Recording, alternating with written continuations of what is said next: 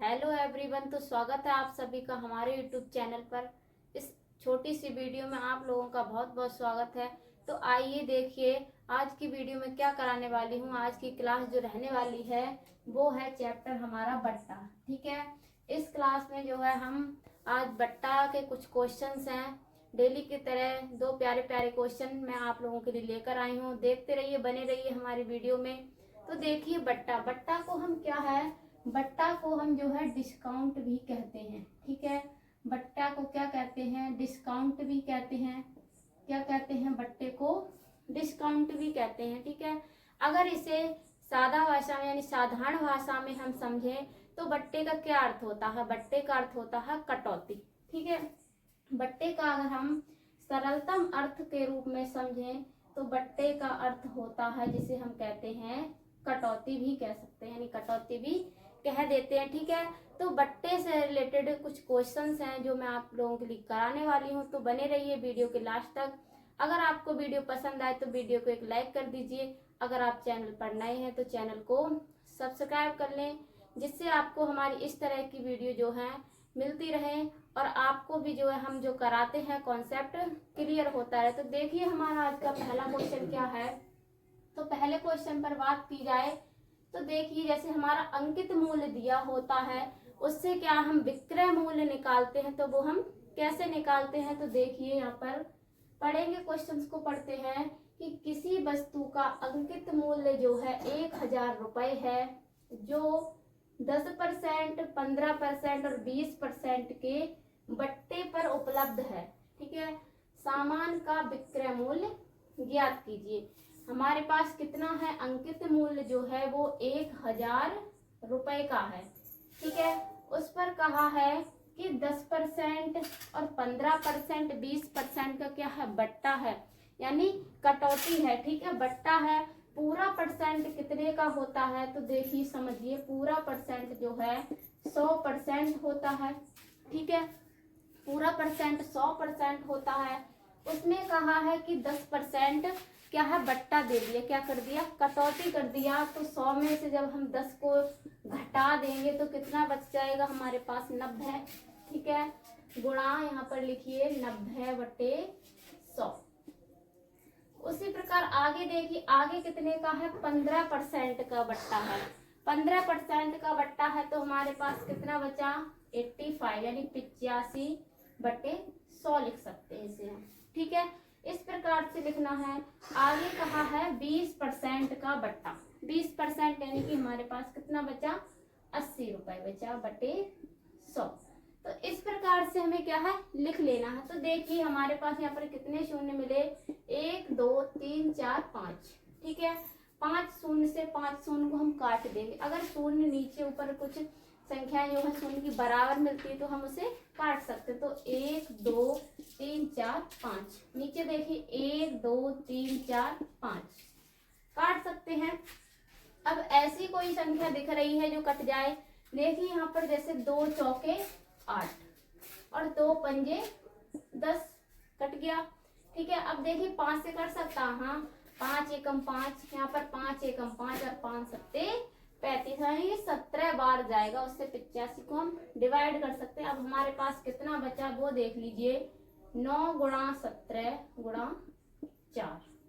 ठीक है, अब देखिए गुणा हमें करनी है, गुणा तो हर किसी को आती, क्या निकालना हमें यहाँ पर, विक्रय मूल्य, यानी कि जो है सेल प्राइस हमसे यहाँ पर निकलवा रहा है। विक्रय मूल्य की बात की है तो देखिए 17 की गुणा अगर हम 4 से करें तो 17 चौका कितने हो जाते हैं, 68, यानी 68 जो है 17 चौका 68। अब कितना बचा, 9 बचा और 9 की इसमें गुणा कर देनी है। तो 9 अट्ठे 72 और 9 छक 54 और 7 कितना हो जाएगा, 4 7 11।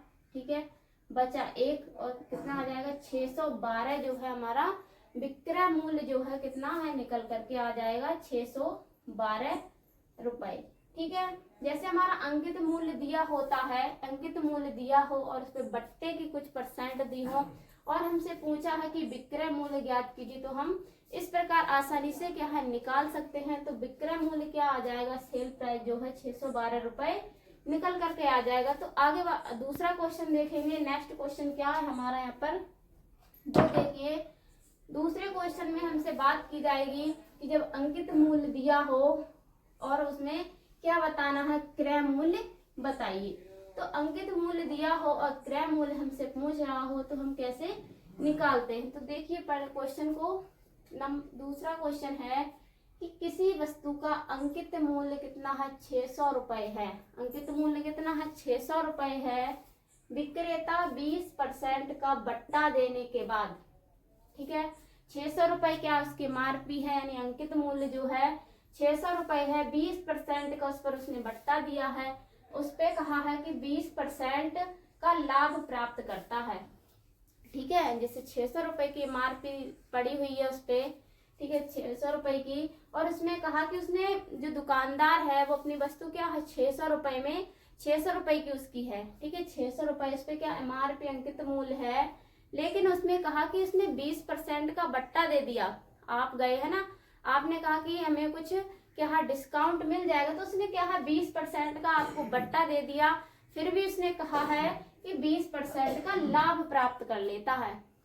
लाभ प्राप्त यानी आपको बट्टा भी दे दिया, डिस्काउंट भी दे दिया, उस यानी जो सामान है उस पर 20% का क्या है बट्टा भी दे दिया, लेकिन 20% का फिर भी उस पर लाभ प्राप्त कर लेता। तो वही पूछा कि वस्तु का हमसे क्रय मूल्य ज्ञात कीजिए। क्रय मूल्य जो है ज्ञात कीजिए कि कितने में उसने बेचा। MRP जो है 600 रुपए की है, लेकिन उसने बेचा कितने का, वो है सॉरी क्रय मूल्य जो है खरीद कर लाया, उसका कितना क्रय मूल्य है। तो देखिए यहाँ पर वस्तु का अंकित मूल्य है वो 600 रुपए, लेकिन उसने कहा विक्रेता 20% का बट्टा दे देता है। तो 20% का बट्टा दे दिए तो हमारे पास कितना बचा, 80 बचा। ठीक है, यहाँ पर ये समझिए। लेकिन कहा है कि बट्टा देने के बाद वह 20% का लाभ प्राप्त कर लेता है। ठीक है, जैसे कोई वस्तु 100 की है, अगर इस पे मैंने 20% का लाभ प्राप्त कर लिया तो कितने की हो जाएगी, 120। ठीक है, तो वही है कि 20% का लाभ प्राप्त कर लिया तो कितने का हो गया, 120 की हो गई वस्तु।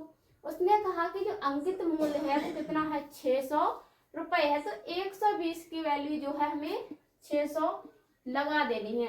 इसे क्या विभाजित कर लेते हैं, तो देखिए 0 से 0 कट जाएगा, 12 एकम 12 और 12 पंजे 60।